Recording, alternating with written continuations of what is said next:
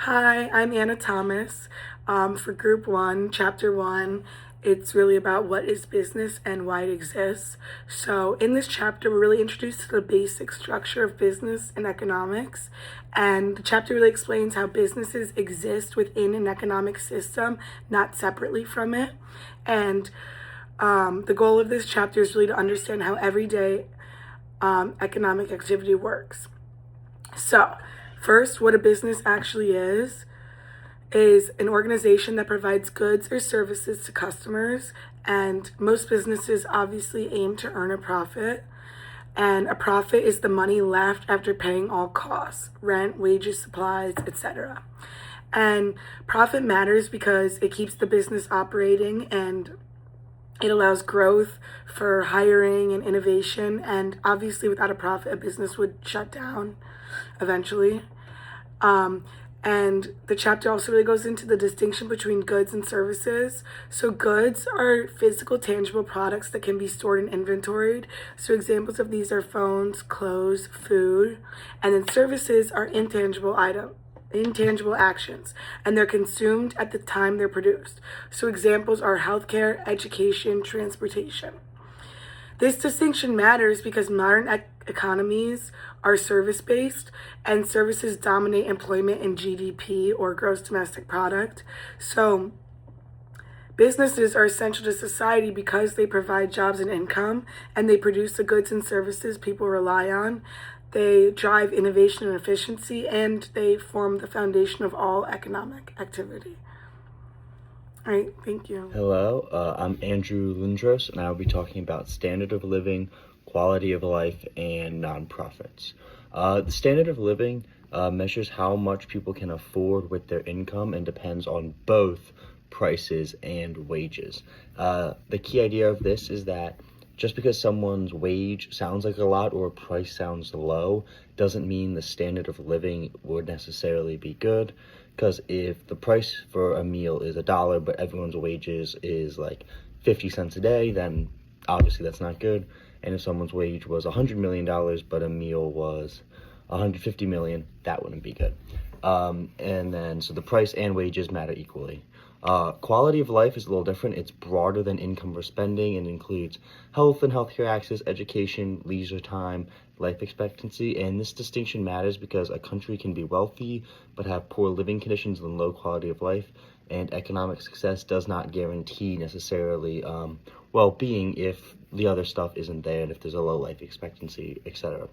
And then businesses affect both because they create employment opportunities, offer products to improve daily life, they support innovation and infrastructure, and they shape work-life balance and job conditions. And they can affect these positively or negatively because businesses aren't concerned as a whole about improving standard of living or quality of life. They're concerned about making profits for themselves. That's a distinction, though, from non-profit organizations. These exist to achieve social goals rather than profit. Examples are the American Cancer Society, the World Wildlife Foundation, and the American Academy for Pediatrics. These still require funding, they still require staffing, and they still require strategic planning. And they operate using business principles. Lots of them have CEOs, boards of directors. So they operate similar to businesses. They still need to balance their books. They can't just lose money, but they're not worried about making money for themselves. It's about bettering society in some way. And because of that, efficiency matters because they don't have limited resources. They rely on fundraising, on grants, or on donations to be in order to operate and achieve their stated goals. Hi, my name is Emma Bailey, and I'm going to be going over the different economic systems and then how societies organize their resources. An economic system is the combination of policies, laws, and choices that the government has used to decide what goods are produced and how they give them out.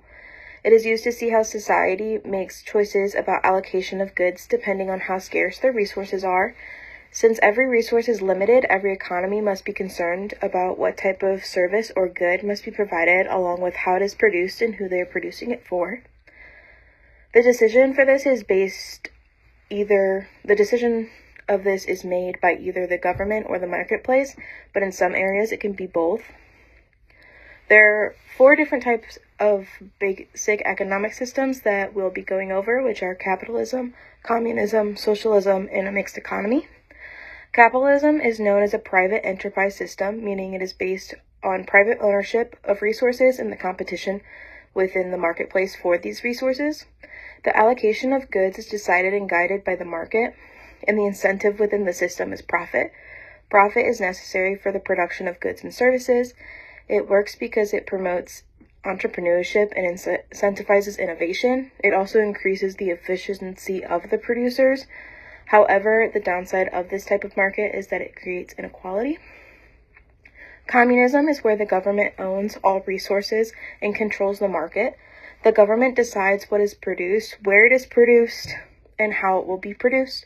Along with that, the government decides who will get access to these resources. The issue with this system is that it controls various aspects of the people's lives who live within these countries and have this type of market. While it was created to raise the standard of living, it has shown to be inefficient and has led to shortages around resource allocation and access to basic items. Socialism is where the government controls the large-scale industries that cover basic needs and items, while smaller businesses are privately owned. This system provides higher levels services and focuses on equality and social welfare, like providing healthcare and unemployment benefits. However, they also have higher taxes and less market variability to support the system, but within it, they have greater security. Mixed economy is the type of system that the United States uses. It combines both capitalism and government involvement.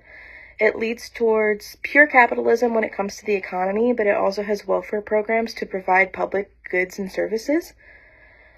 The government also helps regulate the market to help promote economic stability and growth. The balance within a mixed economy exists so it can protect the consumer and correct market failures while also being able to provide services. It creates large corporations while also protecting the smaller businesses and entrepreneurs so there can be a more fair competition between the two. Hi, my name is Ella Lowry, and I will be going over circular flow, macroeconomics, and growth. So the circular flow model shows how money and resources move throughout our economy. In households, this is seen as providing labor and resources, as well as receiving wages and income. In businesses, this is producing goods and services and paying wages to earn revenue. In the government, this is collecting taxes and providing public goods and services. And a key takeaway from this is that the economy is all interconnected and changes in one sector affect all other sectors.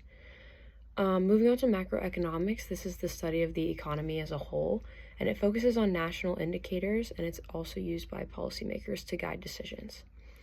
Economic growth leads to an increase in total production, and it leads to higher standards of living, and it is measured using the GDP, which is the gross domestic product, and the GDP is the total value of final goods and services produced annually. It is used to track economic performance over time, and one large limitation of the GDP is that it does not measure happiness or the quality of life. Hi, my name is Ruby Kozrov, and I'm going to be talking about unemployment, inflation, policy, markets, and competition. To start off, unemployment measures people actively seeking work but unable to find jobs, and unemployment rates exclude discouraged workers, essentially those not seeking jobs because they think no one will hire them. Economists classify unemployment into 4 types: frictional, structural, cyclical, and seasonal.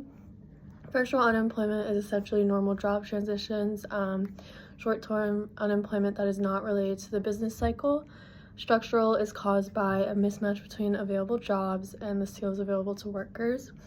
Cyclical is economic downturns and is widespread, and seasonal occurs during specific times of the years and specific industries. An important note to say about unemployment is some unemployment is unavoidable, and unemployment rates help to understand the state of the economy. Next is inflation, which is essentially the general rise in prices over time. It can reduce purchasing power, which is the value of what money can buy, and depends on inflation and income. There are 2 types of inflation: demand pull and cost push. Demand pull occurs when the demand for goods and services is greater than the supply, and cost push occurs by increases in production costs. And overall, inflation is measured using CPI, which is Consumer Price Index. Inflation is important because it affects savings, wages, and purchasing decisions. Specifically, it negatively impacts specifically people who live on fixed incomes.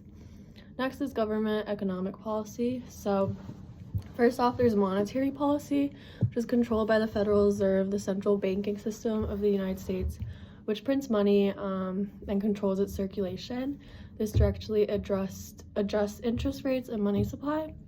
And then fiscal policy is the government decisions on taxes and spending. This can stimulate the economy, but it can also create another issue such as crowding out, meaning the government spending is crowding out private spending. But the overall goal of government economic policy is to stabilize the economy. Next is market structures. Market structure is essentially describing the level of competition determines purchasing power. Pricing power, prices increase when demand exceeds supply and fall when supply exceeds demand.